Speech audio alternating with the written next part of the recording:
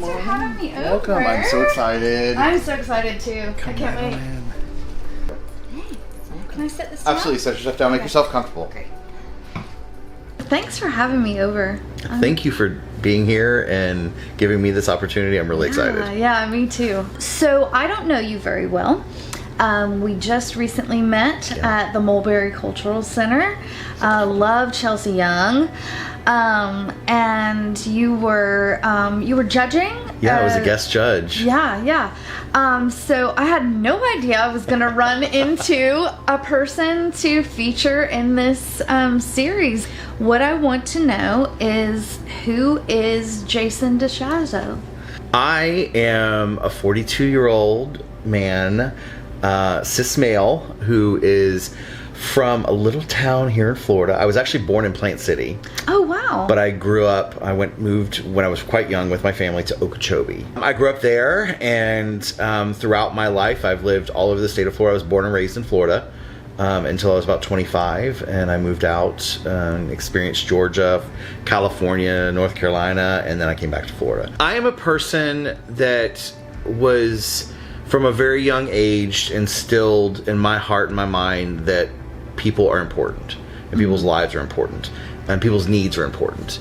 My passion and desire, more than anything, is to see people taken care of, and to let people know, my famous phrase is that you're loved, accepted, and wanted no matter who you are. Did I see somewhere that you are or were a pastor? Yes, I was in ministry since I was like 10 years old. Wow. Yeah, like church and ministry was my life. Yeah. 5, 6, 7 days a week. So I grew up in a kind of in between. My parents had separated, so I grew up. My mom was more of like non-denominational, and my dad was Pentecostal. So I grew up in a very strict religious home on really both ends. So I mean, it was church Sunday morning, Sunday night, Tuesday night prayer meeting, Wednesday night youth group, Thursday night testimony service, and blah, blah, blah, on and on and on. It was life. It's all I knew. Yeah. It brought joy in my life. The experience that I had in it was very transforming in my life. My parents separated when I was 7. Okay. And my dad was at a very rough place in his life, and he tells the story that he was at a point in his life he was pretty much ready to end it. And he heard on the radio about a certain revival that was going on in this little church in the middle of an orange grove, and he went.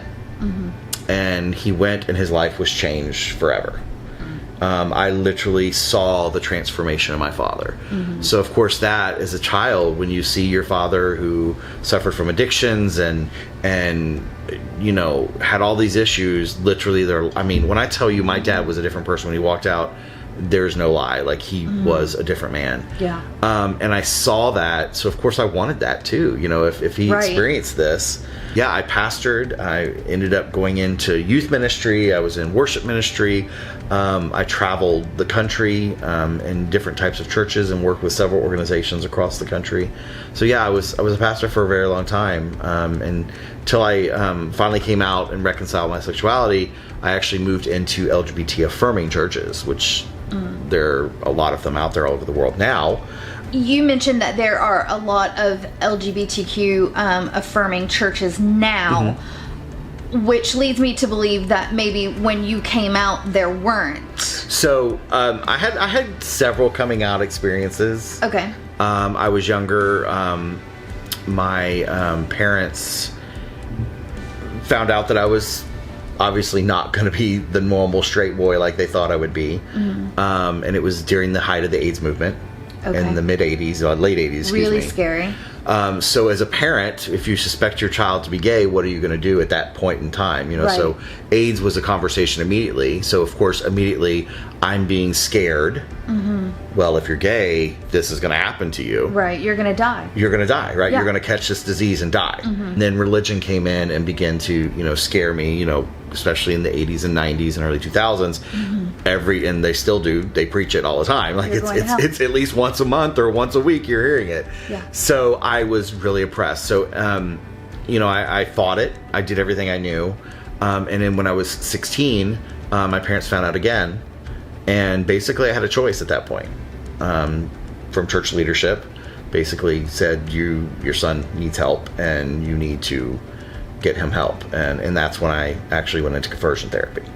I don't think there was a Sunday that went by that I wasn't called up to the front of the church and they would pray over me to try to pray the gay away. No, they were trying to cast demons out of me, but pray the gay away. Yeah, basically. Here it is, a lot of trauma of a teenager being called in front of a congregation that is his family, as his spiritual covering, and these people that are supposed to mentor and shape him.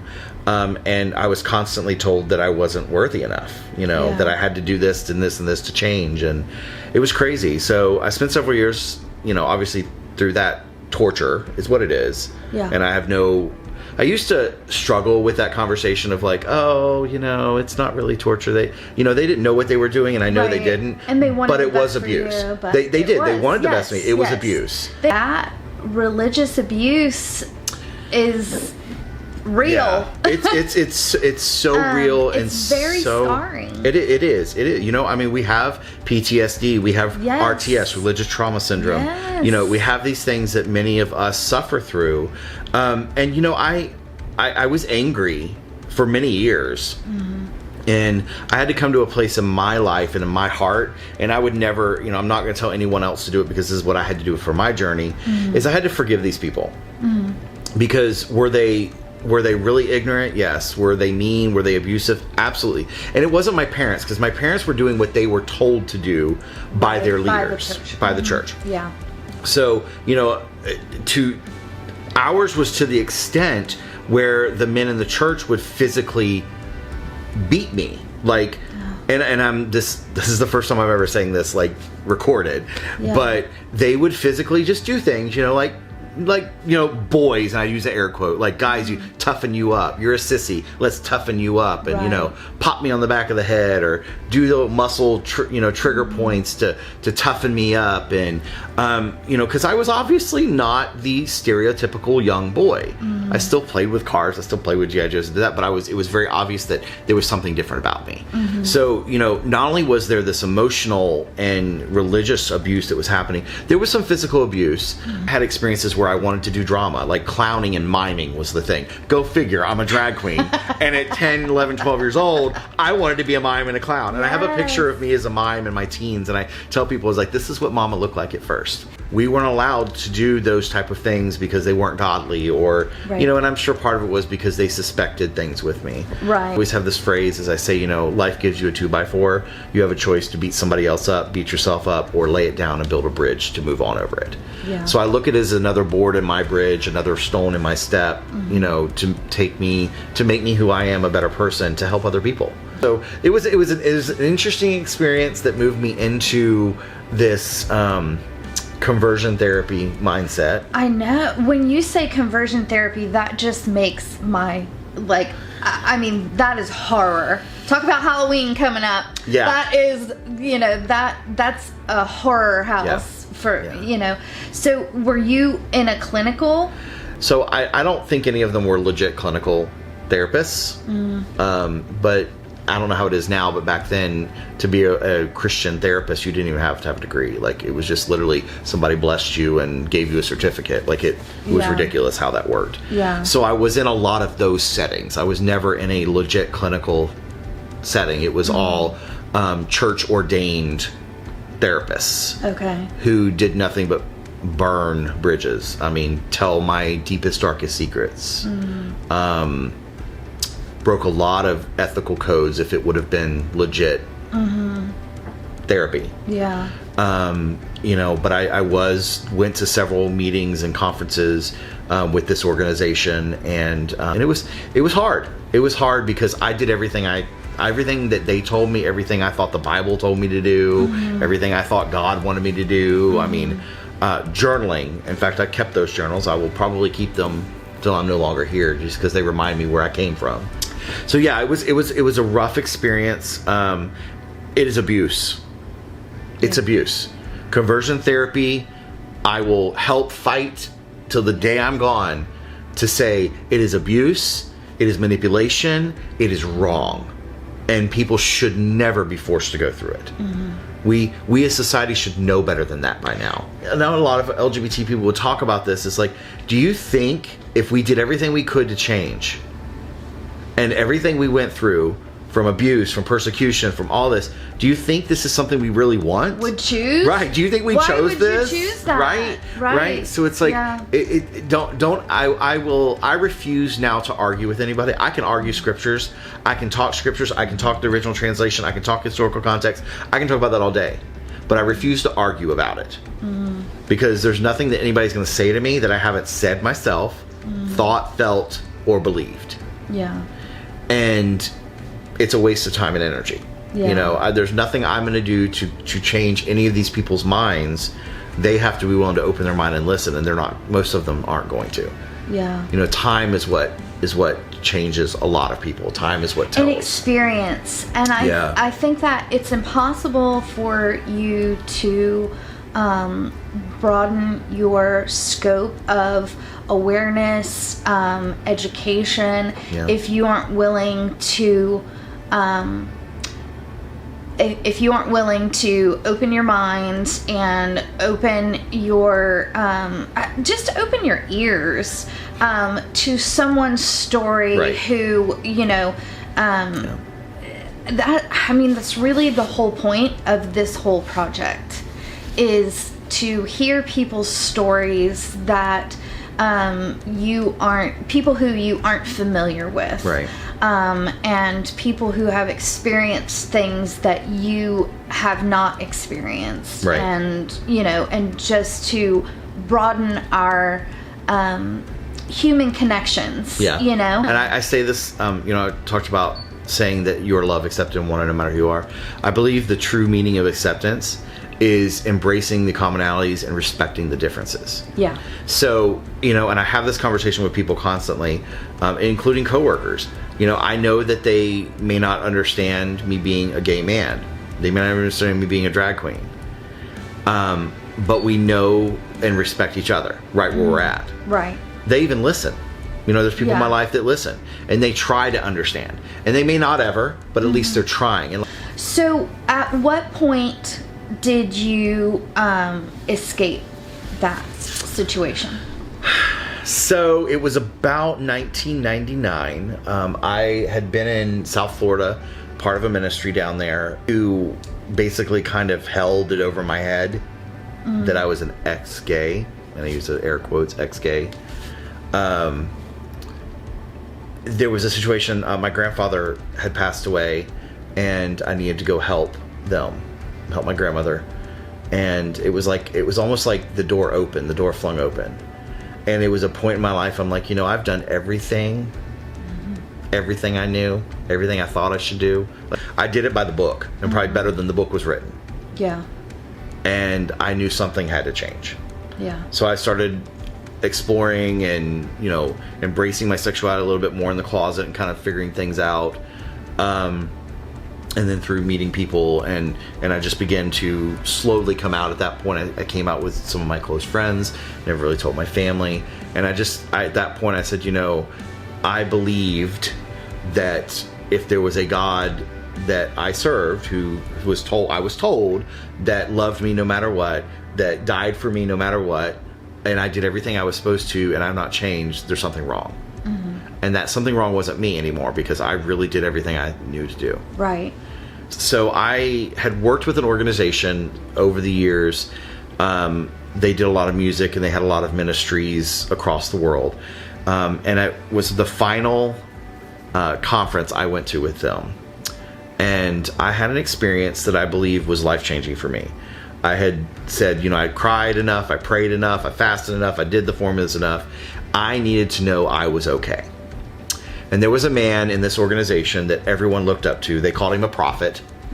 And he was looked up to. Like, what he said was next to being God. And that man walked up to me that day and said, Jason, God loves you just the way you are. You don't have to change. Wow. You are loved just the way you are. And I knew. Did that happen without any prompt? That happened with no prompt. So I believe that was a turning point in my life. It was a part of my journey that I needed to hear it, because I had come to the place of like, I need to know I am okay. And I knew if he knew what he was saying, he wouldn't have said it, because I know what his beliefs were. Right. But I knew that it was detrimental for my journey, that I needed to hear it. And that's when it really began to shift with me. I ended up in Atlanta, and I met a group of people that had told me about this LGBT church. So I had about probably 2.5, 3 years where I would visit church, but I was not getting involved because obviously I was gay. I was closeted completely. Found a church that was okay with it, but I could only sit on the pew. I couldn't be part of worship. I couldn't be part of music. I couldn't be in ministry. Right, you can be gay, but you just sit here and pay your tithes and be quiet. Right. That wasn't cutting it for me. So when I was in Atlanta, I had heard about this church, and I went and visited, and I had the same experience in this church that I did growing up in a positive way. It was a Pentecostal gay church. Wow. That at that point was like, what? I was gonna say, woo, that was. Yeah. It was like, what? Literally that was big time. It was big time. So it wasn't because by then you had there's a large LGBT affirming church called the MCC, Metropolitan Community Church. They were started during the Jesus movement in the 70s. Okay. It's the longest running LGBT church in the world. They're all over the world. So, but they are more liturgical. They're more kind of on the probably Episcopalian style, if you know what that is. But not quite Presbyterian, but not a little bit more liturgical. Yeah. But gay affirming. So I had only heard of those and seen those and experienced those. So when I walk into this church, I'm like, oh my God, this is how I grew up. The music is banging. Right. Got choirs. We were like, it was there. Yeah. So I was with them for several years. And it was at that point for me was again another turning point in my journey, because I knew that it was time for some reconciliation with my faith. So I had a lot of great reconciliation. I sang, I led worship, I did a lot of great things. Fast forward, ended up moving to California, working with another church out there who, at that point, had the only mission training school for LGBT affirming churches in the world. So we worked with them for several years. Came back, long stories through the journey, came back to Florida and got involved with a church here in Polk County. Wow. Helped plant an LGBT church here. And that was my my turning point for my faith. My turning point as in I'm realizing that my faith is stagnant, and I'm doing the same thing right now that I was doing before I came out. There's still control. There's still manipulation. I was part of a cult. Yeah. And realized that I had been part of many cults in my day. Yeah. And I've just in the past several years realized it and called it what it is. It's a cult. Yeah. I know when I was a kid, you just made me think of, I know when I was a kid, when there would be any kind of election, my parents would take their ballot to church. And at the end of a service, the pastor would go down the ballot and tell you who to vote for. And how illegal is that? I know. And so of course I was a kid, so I'm probably not remembering it all exactly how it went, but I do know for sure that the adults would take their ballot to church, and after the service on that Sunday, prior to election day, everybody had their ballots, and the pastor would go down and talk about what was on the ballot and tell you who how you should vote. And I don't recall if there was any kind of pressure. I mean, how much more pressure than that? But, right. You weren't required to attend that or anything. But it would be the majority of the congregation sitting there with their ballots, waiting for the pastor to tell them who they should be voting for. Yeah. And I just remember that so vividly, and I wonder now as an adult. how many people just went down the ballot and just picked all of the choices because that the pastor Right. said, was the right thing to pick. And just speaking of cult-like, it is. And it goes to show you that scenarios. people will follow and listen to anything as long as they slap the label of God or Jesus on it. Mm-hmm. So everything I knew spiritually, I had already lost in the mainstream world because I was gay. Mm-hmm. And now I'd lost everything that I knew in the LGBT Christian world because they completely threw me to the side like I was nothing. Huh. It was a very dark valley for me. Yeah. But the great thing about it is it brought light into my life for my next part of my journey. Yeah. So I tell people that my faith didn't die. My faith actually busted down the walls and began to grow. It grew outside of what I knew. Because what I knew, even as an LGBT person, I couldn't associate with atheists. I don't care if they were gay. I couldn't associate with people who were Buddhists or pagan Right. or agnostic Right. because they weren't believers. Right. So I was doing the same thing that I was taught to do in the mainstream world. I was doing it to my LGBT brothers and sisters. I notice you keep saying LBGT Yeah. and not saying the Q. So what is...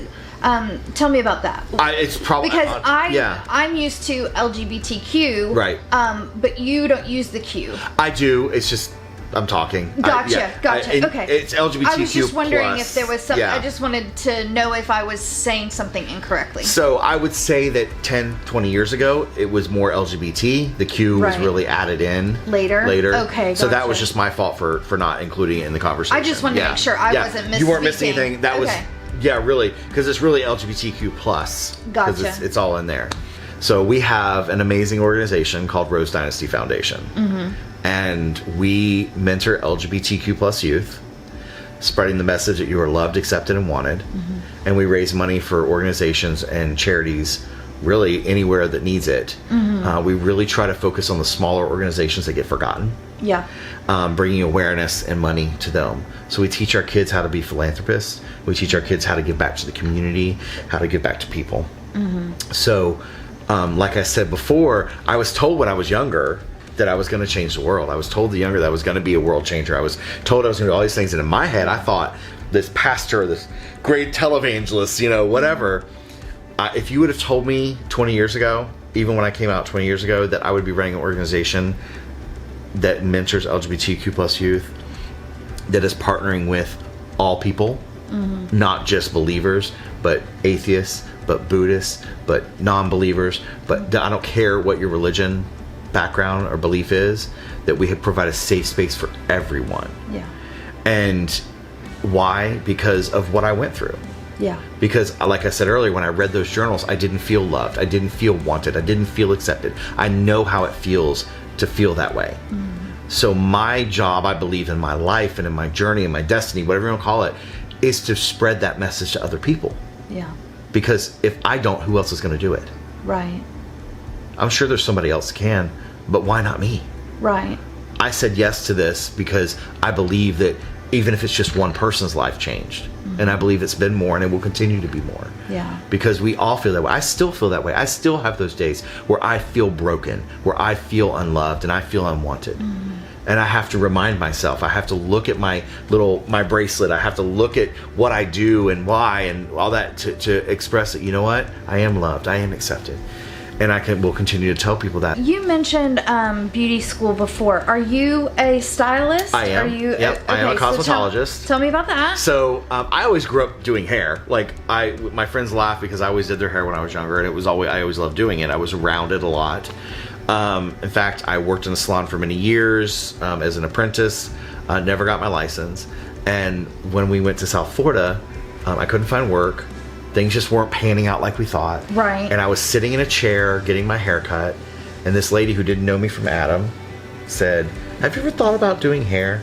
And I remember I probably gave her the nastiest look because I was like, I got burned and I just didn't want to do it, and I just no. So 3 months later, I started beauty school. And I went to the school. which I got my license, went right into a salon, and I had a lot of years experience anyway. I was really ahead of the game. Yeah. And then they invited me back to become an educator there. And the director of that school is who really began to kind of open my eyes a little bit and let me use the facility and do drag a little bit more there, and then use the facility for the pageant and create that whole atmosphere there. And that's where it all started. Yeah. Our first pageant, we raised over $900 for domestic violence. Wow. A domestic violence shelter in West Palm.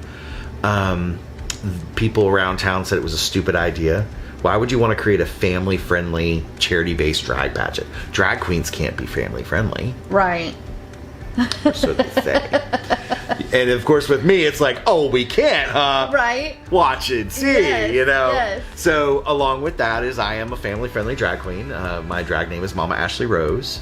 I have been doing drag for well 20 years or more, off and on. And I decided that my goal was to be a family-friendly one. So when a 5-year-old can watch just as much as a 50-year-old can watch. Yeah. When I'm not in drag, I am like a country boy. Yeah. You know, so I'm in shorts, flip-flops. You want your beard. And I want my beard. Yeah. I like, yeah. that really is a great distinction between Mama and Jason. Do not take this as a shaving demo, as like a shaving YouTube video, because I'm not shaving a demo. right now. This is not a shaving demo. Don't try this at home. Don't try this at home. It's really just, you know, normal shaving. Do you shave your pits? I do on a very seldom occasion, because all of my dresses, for the most part, cover my armpits, cover most of my arms. Like you'll see the one I'm wearing later, it'll cover my arms and most of my chest. So I don't really have to worry about that. It's mainly my face and neckline area. And depending on the wig, sometimes I can let my sideburns go down further. But I'm going to wear one of my new wigs today, my big southern lady hair. And I don't have to worry about my sideburns down too far. The pits I had to do, I recently did a breast cancer fundraiser with our friends at Venue Salon, and the dress that Scott made me, my pits were showing, so I was like, I have to shave my pits. So you know, Mama's character is this southern lady, you know, she's loving you, she's Mama, she'll put you in your place. Yeah. But, you know, she just loves on you and spreads a message of love and acceptance. The kids love Mama. So where did that name come from? So, as most drag queens, we start out having a different drag name when we first do drag. I don't really remember my first one. I just remember there was another drag queen named that, and I was told you need to change it because you don't want to be called the same as that person.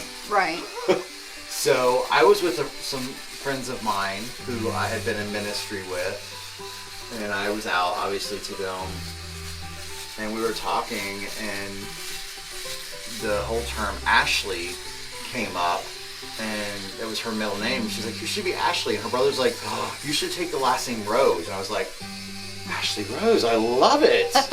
I'm like, that's a great drag name. It's not, you know, it's family, it's kind of loving. But yeah, so I did that. So previously, my nickname with all my friends was Mama. Like, I was always the Mama of the group. Okay. So it's kind of been in my blood to be the Mama. So the pastor I was working with out in LA, she wanted me to do a Christmas party for the church in drag. And I was like, of course. And she just, you know, because she always knew me as Mama J, as a, you know, the joking name. So she called me Momma Ashley Rose. And I was like, again, there it is. There it is. This is who I am. This is who Mama is. So tell me about pronouns. What pronouns do you use? So my pronouns, and I've recently learned this from my kids, because my kids with Rose Dynasty are amazing. They're so educating. They teach us new things every day. Yes. I used to go by he, him, they, them, and the reason I did was because I really didn't care what you call me. Like, pronouns weren't important to me. Mm-hmm. And they educated me that there's actually a term for that. It's called any or all, which makes sense. Any or all. So I'm okay with anything. Nice. So I literally recently changed my email signature to any or all, which has come up with a lot of questions. But again, it's a chance to educate, because for me, pronouns, again, personally, I don't care for me. Like, I don't care what I'm called pronoun-wise. Yeah. So my eldest, my Morgan, they came out in 2020, I believe. Okay. 2000, might have been 2019. I think it was 2020 though. As non-binary. Yes. So they them. My only concern is that I say the wrong things sometimes, out of habit after 25 years of calling a person, using a certain pronouns, for a person, then it's sometimes difficult to change that. No, I have conversations with our teens about this a lot, and I like that they understand that you knew them as this one person for so long, and now that they're recognizing who they genuinely are, they understand that there are really two coming out processes. You have a coming out for the person, and you have a coming out for the family. Yeah. And the coming out of the family does need patience too, and I try to tell my teens that too, because like you said, 25 years you've called them this specific pronoun. It's hard. I get pronouns wrong even if I meet you, or names wrong. Just because my mind is going 100 million miles an hour, and usually I'm speaking before I'm thinking sometimes. Yeah. So, and I tell that to kids too, because I have a lot of kids who are going through their journey, so they may be non-binary now, and then they decide that they're trans, or they may decide that they're trans and then go to non-binary, and I'm like, just bear with me, especially now in the internet time for COVID, we're all on the internet. I haven't seen some of them in a year and a half. Again, I'm typing at you in a screen name that isn't even your pronoun or your real name. Right. So it is hard. It's hard for them, but it's also important for them to be respectful for your part of the journey too. But I'd love to hear that you are embracing them for who they are. Oh yeah. Yeah, that's awesome. Let's go. Y'all ready to see some makeup? Right. I'm ready to see some makeup. Awesome. All right, so before we get started with the painting, I have a little something for you. So I found this book when I was doing a creative project of my own, and I was thinking of doing a children's book kind of thing, and I went a different direction with it. But anyway, I found this book, and I chose it because my son's name is Julian, and this is actually, I didn't notice the accent when I bought the book, so it's actually Julian is a mermaid. And so, do you have this book? It's a great I don't book. know if you have this. I do. If you do, then just gift it to someone. I actually know exactly who that could go to. It. And then along with that, this is such a great book. I got some mermaid sparkles. Oh. So that, and if you want to, you can give that with the book too. So they could, you do whatever you want to. I might keep the mermaid sparkles because I have some really good idea with these. This book is great. So I actually know exactly who I can give this to. Yay. One of our kids loves this book. Oh, good. So I can definitely gift that. Yay. Or I will gift mine that I bought and keep yours. One of the You do whatever you want to do. I've read this several times. Regifting too. Yeah. So if you can't use it, please regift. Oh my God! Thank you so much. And this glitter. Yay. I might have to fight my husband. For this. Right. I want to know, what is drag? I want to tell everybody, what is drag? Well, drag is art. Okay. First and foremost. It is an art, it is expression art. If you know much about theater and history of theater, for so long, only men were allowed to do theater, right? Mm-hmm. Men had to play the female parts and the male parts. So, men dressing up in women's clothes has been around a long time. Yeah. What is drag to me? Drag is an art and an expression.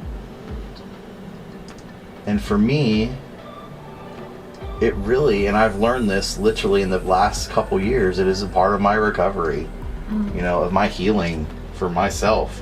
Yeah. It's an expression. I'm able to put this face on and spread a message of kindness and love. And I had a conversation recently that someone was talking about my drag, because my drag is different than most. My drag is way different than most. And Momma's a character.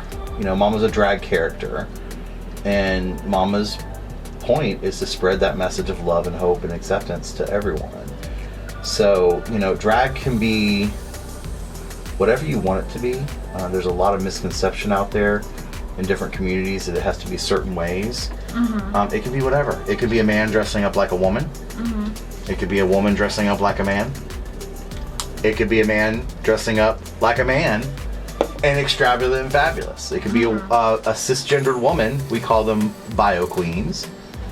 You know, like yourself. You know, if you're a cisgender woman and you want to dress up like a drag queen and entertain, girl, be a drag queen. Okay. It's so it's about, not just a gender role reversal. Not always, no. That's just a part of it. That's just a piece of it. Just like with any art, you know, not all art's the same, right? Everybody's art expression is different. Yeah. So, I mean, now you could ask different people, and different people may have different opinions of that. But that's what I believe, and I believe strongly that I don't believe there's a right or wrong way to do it. I have what they call drag kids. I don't know if you know that's a term. Okay. Drag kids meaning I have kids that are drag entertainers, and I'm basically their drag mom. You know? Okay. Not only am I Momma Ashley Rose, but I'm their drag mom. Yeah. And I have drag kids who are drag kings, who are drag queens, and who are in between. I have one that started as a queen and felt that they were non-binary, and in that non-binary they wanted to express this androgynous look. Go for it. Yeah. My job is to teach you what I know and express you to go out and teach what you can learn from other people. Same, again, art. Yeah. And then you take bits and pieces and you create your own artwork out of it. Yeah. And I think that's important for anyone that wants to do drag or any sort of entertainment. It's art. You know, I mean, am I right when it comes in the art world that, you know, you kind of gather things you want and you create your own art? Yeah. Is that pretty much how I would think that works? So I feel it's the same way with drag. What are some of the misconceptions that you feel passionate about speaking toward? First and foremost, as I've said and I was told many years ago, drag can't be for all ages. Okay. Drag queen shouldn't be around children. Right. Drag can't be family friendly.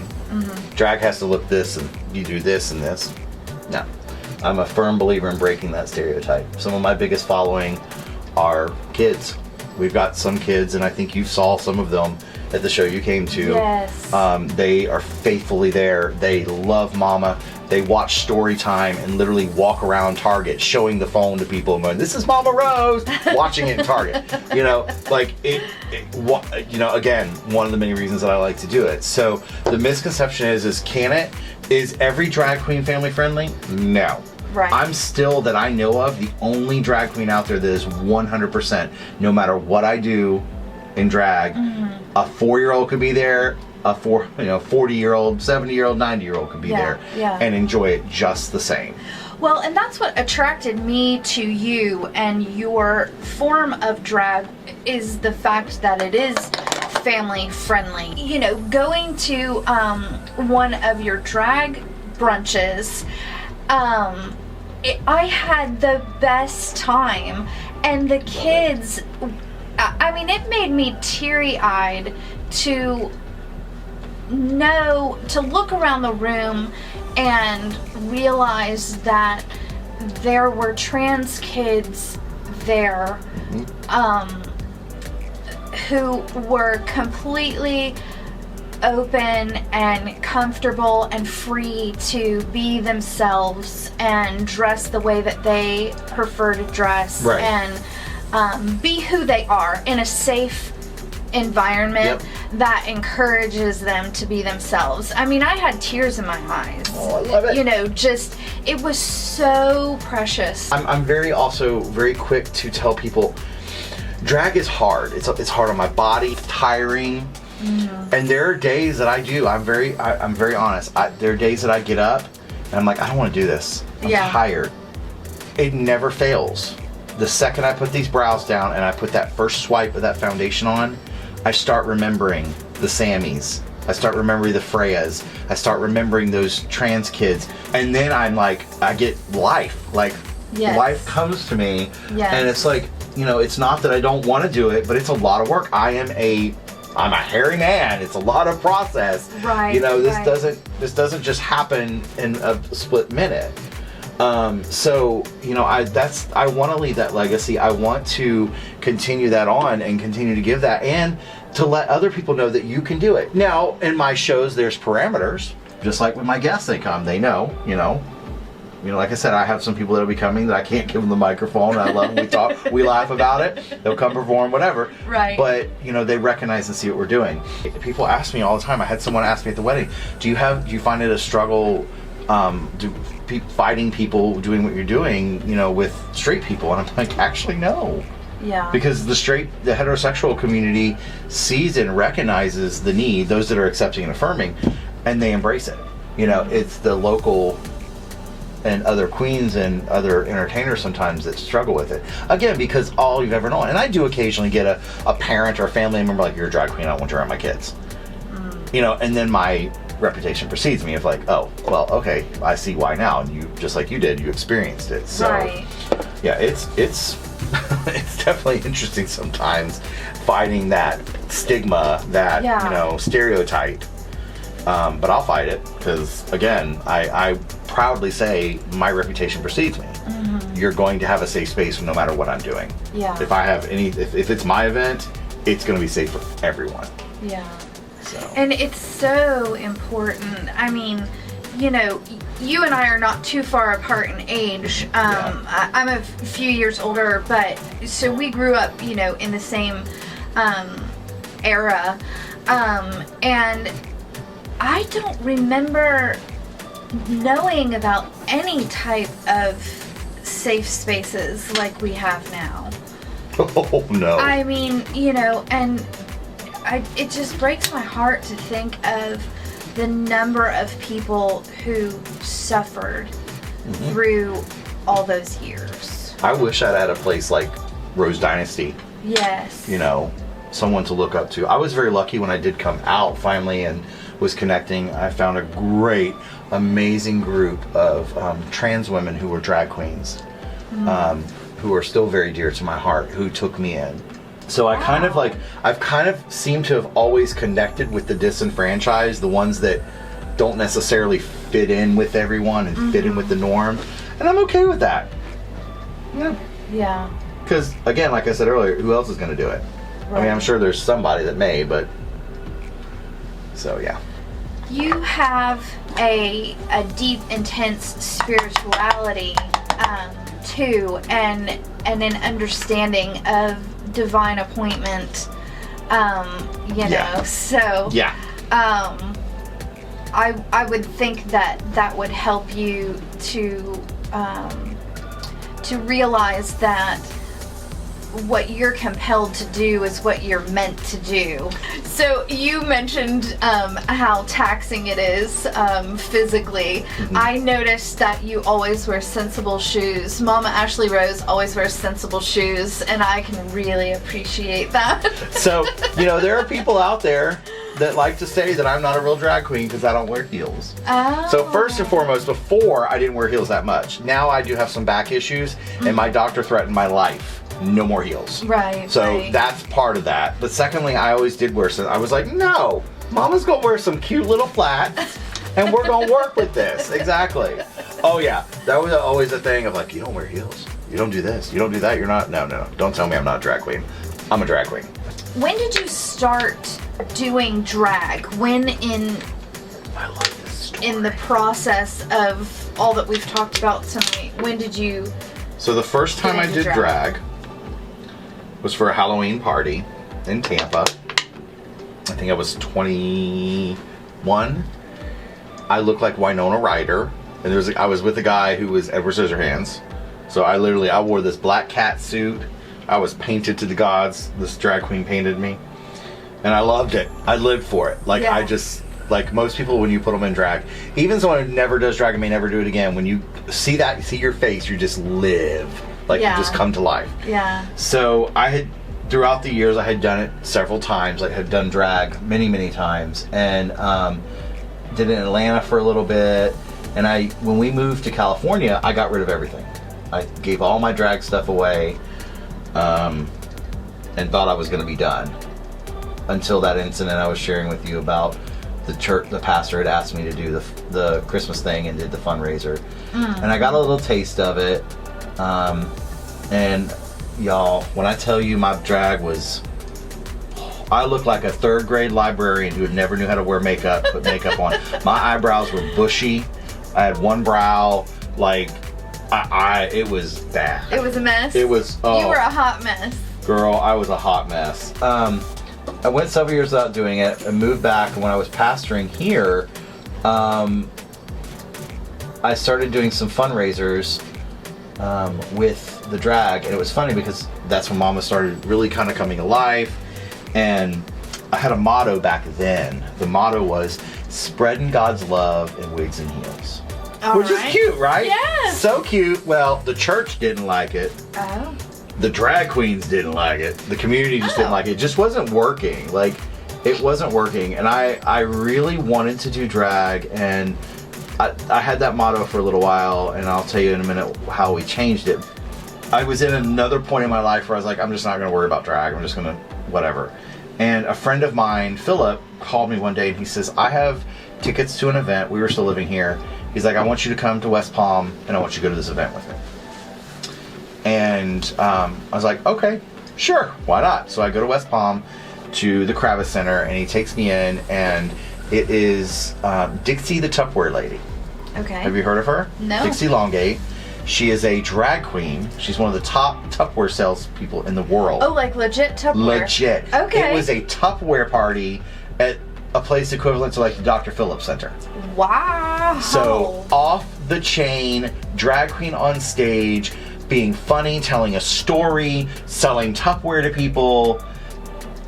I'm laughing and I'm crying all at the same time because for the first time, I'm seeing drag done differently.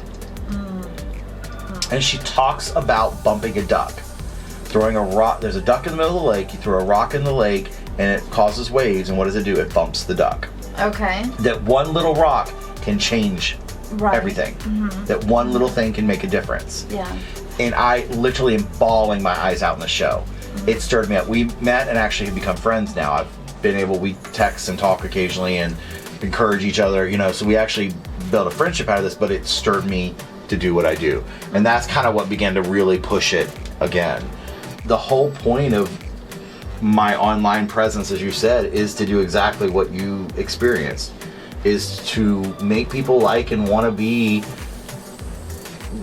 feel that love and acceptance and feel that energy that it's supposed to give. You know, I try to watch what I post. I try to keep it all, you know, at a positive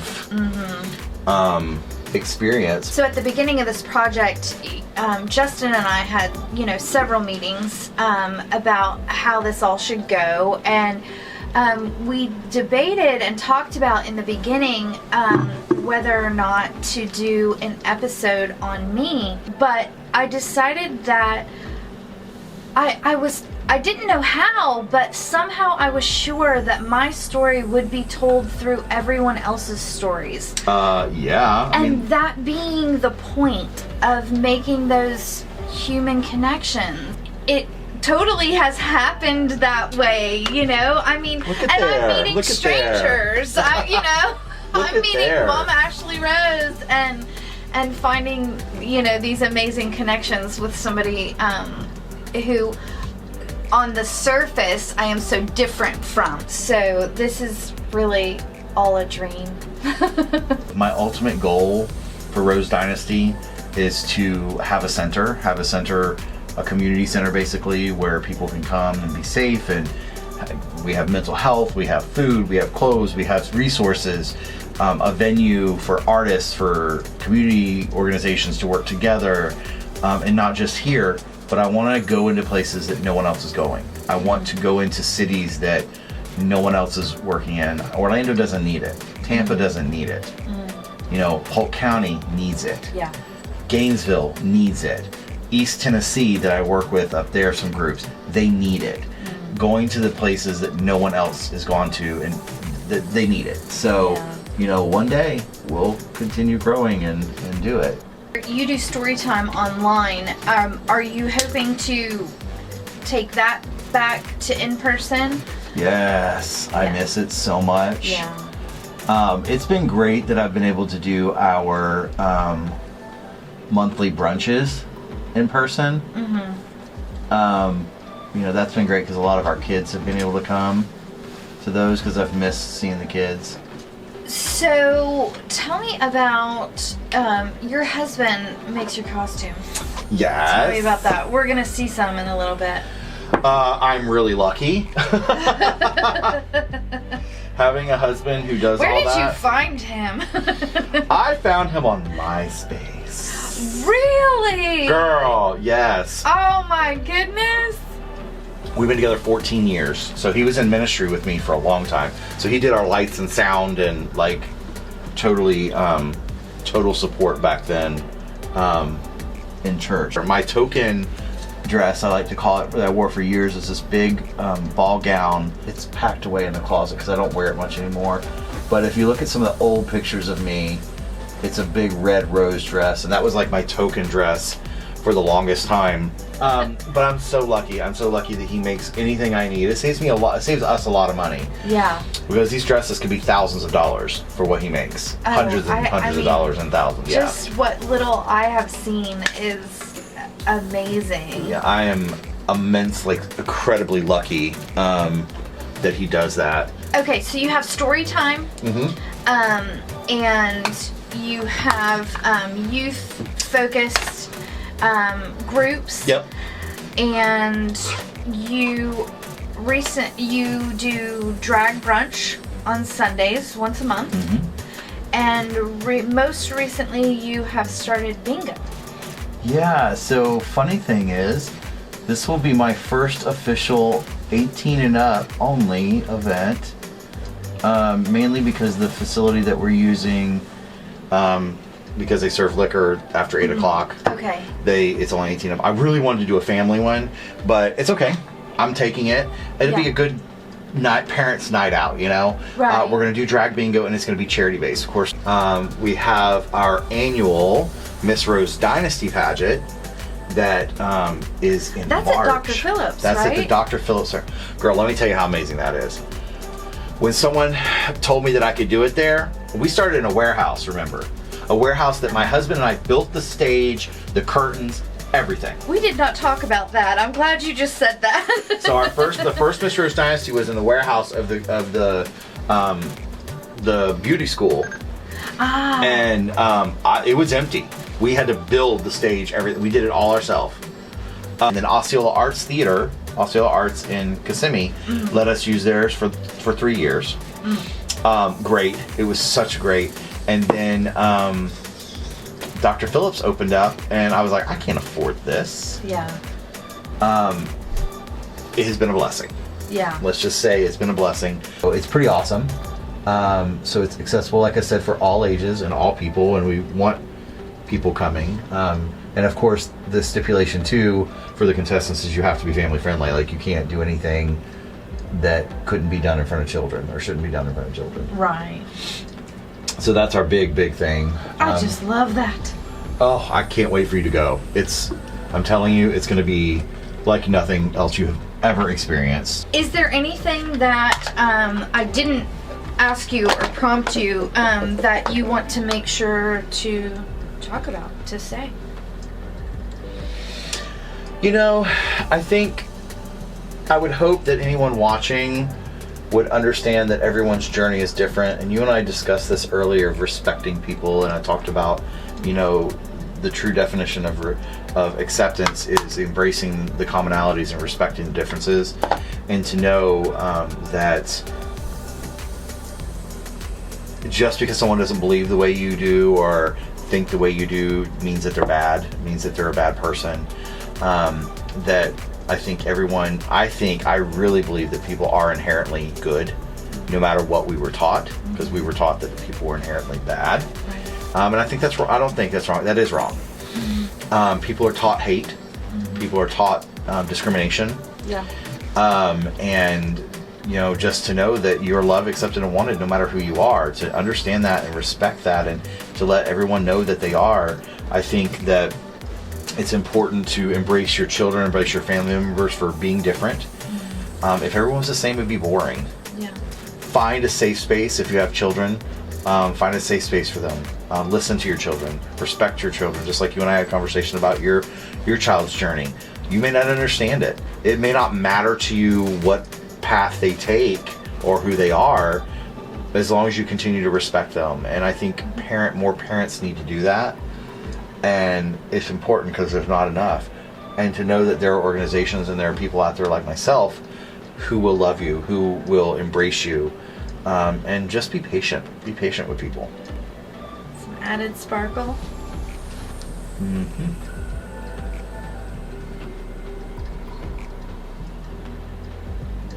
I'm all about the sparkle when I can. Yes. Here's Mama.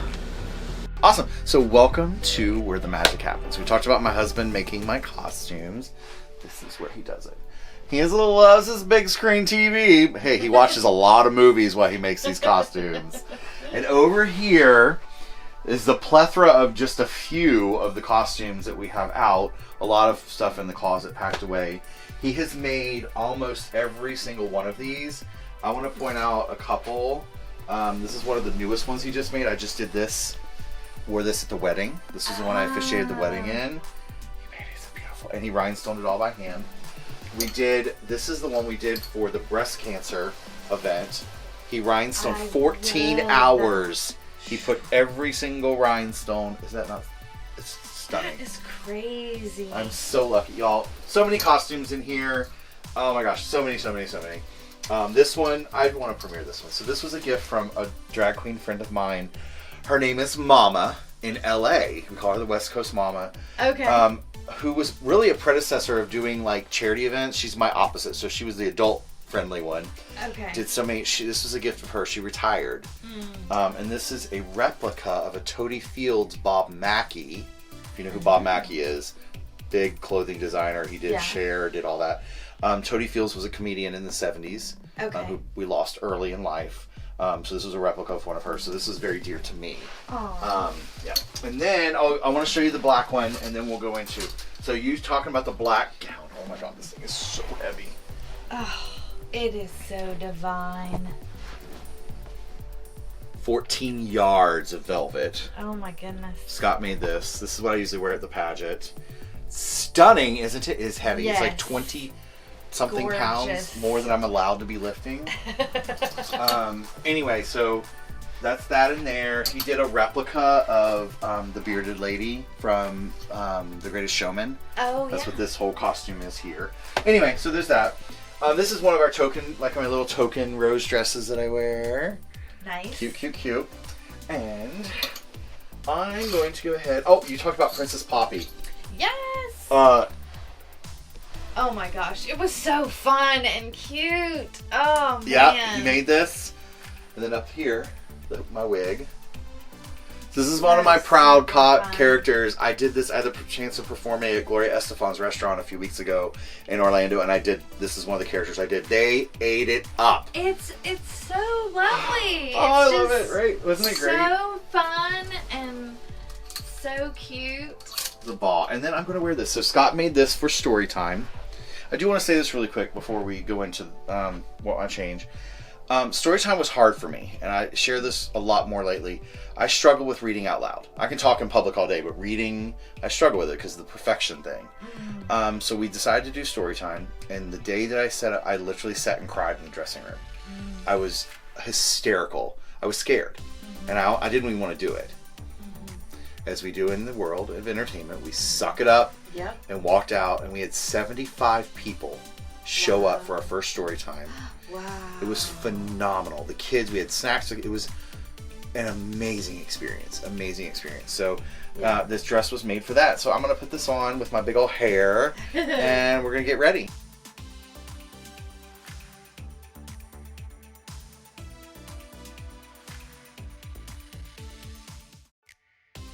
Hey everybody, welcome to Storytime. It's Mama, and welcome all of my old friends that are here every week and all of my new friends. I'm so excited that you're here.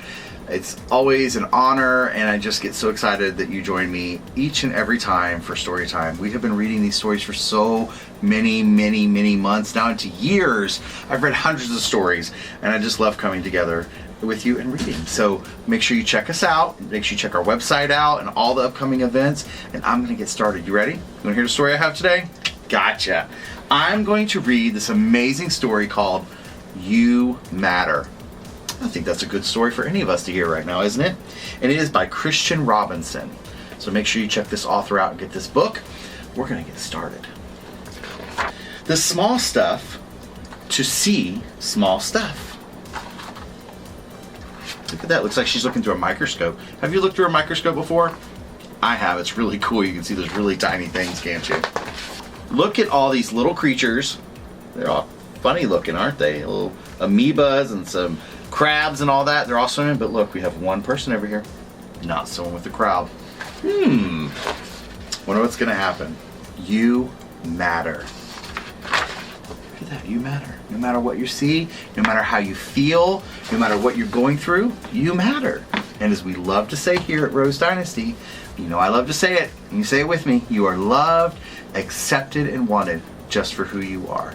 Thank you so much for joining Storytime. I really hope you enjoyed this book, You Matter, by Christian Robinson. Make sure y'all check it out. Bye, everybody. Mwah. Love you. My name is Momma Ashley Rose, and my art of recovery is spreading the message that you are loved, accepted, and wanted, and a drag queen. Bye, everybody.